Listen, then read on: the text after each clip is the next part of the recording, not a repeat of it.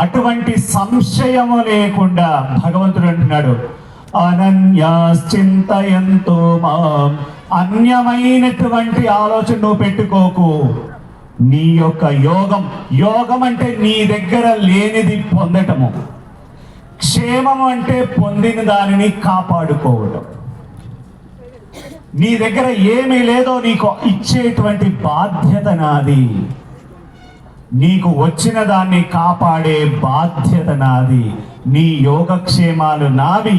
నీ మనస్సులో ఆందోళన పెట్టుకోకు, కేవలం ఆరాధన పెట్టుకో.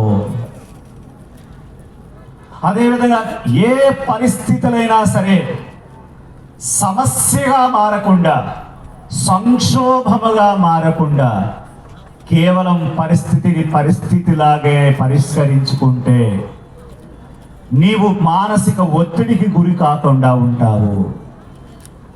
నేను చాలాసార్లు సత్సంగాల్లో చెప్తూ ఉంటాను, ఇంత సమస్త సృష్టి మొత్తం నడుస్తూ ఉంది, ఎలా నడుస్తుంది? నేను చాలాసార్లు అంటూ ఉంటాను, ఒక చిన్న గోడ గడియారంలో ముళ్ళు తిరగాలంటేనే, నిమిషాల ముళ్ళు, గంటల ముళ్ళు, అలా సెకండ్ల ముళ్ళు తిరగాలంటేనే మనం 6 నెలలకు ఒకసారి అందులో బ్యాటరీ వేయాలి. నీ గుండె పుట్టినప్పటి నుండి కూడా నీ లబ్బండి అనుకుంటూ నీ హృదయ స్పందన కలుగుతుంది. ఎన్నిసార్లు బ్యాటరీ మార్చావు? 6 నెలలకు ఒకసారి మనం బ్యాటరీ మార్చామా? లేదు, అదే జరుగుతూ ఉంది. ఈ ఋతుచక్రంలో, కాలచక్రంలో ఋతువులన్నీ కూడా మారుతున్నాయి. ఎవరు మారుస్తూ ఉన్నారు? గ్రహాలన్నీ కూడా పరిభ్రమిస్తున్నాయి. ఎవరు తాడు పెట్టి తిప్పారు? ఎవరు మోటార్ స్విచ్ చేశారు గ్రహాలకి? ఈ జగత్తులో చిన్న అణువు దగ్గర నుండి, శరీరంలో ఒక చిన్న వేలు దగ్గర నుండి, రమణ భగవాను దగ్గరికి భక్తుడు వెళ్ళి అడిగాడట, స్వామి భగవంతుడు ఎక్కడున్నాడు అని. ఆయన ఎప్పుడు పరధ్యానంలో ఉన్నారు. రమణ భగవాన్లు అన్నారట, ఇట్లా అన్నారట వేలు.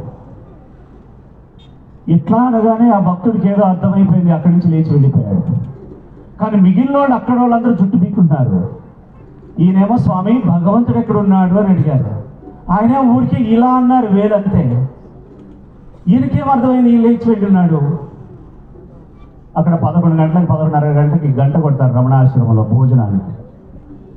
ఆ గంట కొట్టినప్పుడు అందరూ వచ్చారట, ఈ భక్తులు కూడా వచ్చారు. ఇక్కడ దొరికారని మిగిలిన భక్తులు పట్టుకున్నారు. ఆయన, నువ్వు పొద్దున రమణ మహర్షిని, రమణ భగవాన్ని అడిగిన ప్రశ్న ఏమిటి, స్వామి చెప్పిన సమాధానం ఏమిటి, నీకేం అర్థమైందని లేచి వెళ్ళావు అన్నాడు. నేను స్వామి భగవంతుడు ఎక్కడ ఉంటాడు అని అడిగాను. స్వామి వేలు ఇలా అన్నారు. రే నాయనా, కేవలం రక్తమాంసము, రక్తం ఉంటే రక్తం వేలుని ఇలా కదిలించదు. నీ లోపల ఏదో చైతన్యం, ఆ భగవత్ చైతన్యం ఉంటే నీ వేలు కదులుతుంది అని నాకు అర్థమైంది. భగవంతుడు ఎక్కడో లేదు, నా శరీరంలోనే, నాలోనే అణువణువున ఉన్నాడని అర్థమైపోయింది. నేను అక్కడి నుంచి లేచి వెళ్ళాను అన్నాడు. ఒక శరీరం, చనిపోయిన శరీరం వేలు ఇలా కదిలించలేదు. అంటే నీలో ప్రతి స్పందన, చివరికి వేలు కదలాలన్నా సరే భగవదానుగ్రహం ఉండాలి. ఈ సృష్టిలో ప్రతి ఒక్కటి నడిపించే భగవంతుడుండగా మనకెందుకు ఆందోళన? దుర్యోధనునికి కోపం వచ్చిందట.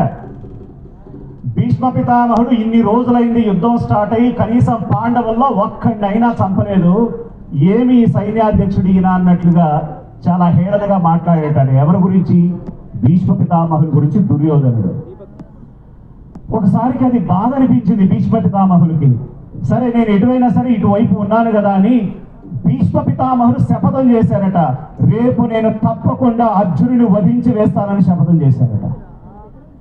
ఒక్కసారి అర్జునుడిని వధించి వేస్తానని భీష్మ పితామహుడే శపథం చేసేసరికి అందరూ, పాండవ సైన్యం అంతా కూడా ఒక్కసారి వణికిపోయారు. అయ్యో, సాక్షాత్తు భీష్మ పితామహుడే శపథం చేస్తున్నాడే అని చెప్పేసి. కృష్ణ పరమాత్మ కూడా ఆలోచించారట, ఇలా ఏమిటి అని. ఆ రోజు రాత్రి కృష్ణ పరమాత్మ అర్జునుడిని చూడటానికి వెళ్ళారట. భీష్ముడు చేసిన శపథానికి ఇతను ఎలా ఉన్నాడో, ముందు అర్జునుడు మానసికంగా ఎలా ఉన్నాడో అనుకుంటే, అర్జునుడు హాయిగా ఆనందంగా పడుకొని నిద్రపోతున్నాడట. కృష్ణ పరమాత్మ వెళ్ళాడు.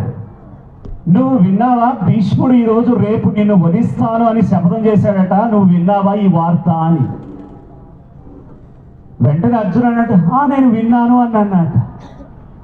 అంటే మనసులో ఎటువంటి ఆందోళన ఏమి లేదా అన్నాడు.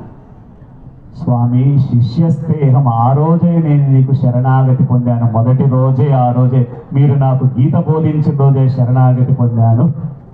సర్వధర్మాన్ పరిత్యజ్య మామేకం శరణం వ్రజ అహం త్వా సర్వ పాపేభ్యః మోక్షయిష్యామి మా శుచః.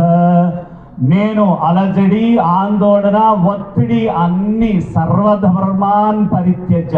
ఇక్కడ అపార్థం చేసుకోండి ఈ శ్లోకాన్ని. సర్వధర్మాన్ పరిత్యజ్య అంటే అన్ని పనులు వదిలిపెట్టి గమ్మును కూర్చోండి కాదు.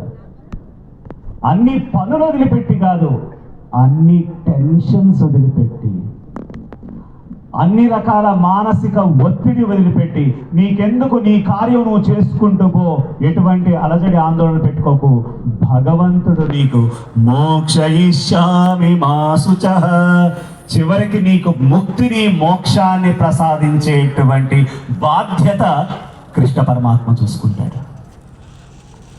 అటువంటి ప్రగాఢమైనటువంటి విశ్వాసాన్ని మనం ఇక్కడ అనన్యమైన భక్తి, పదాలు రెండు అర్థం చేసుకోవండి. అన్యము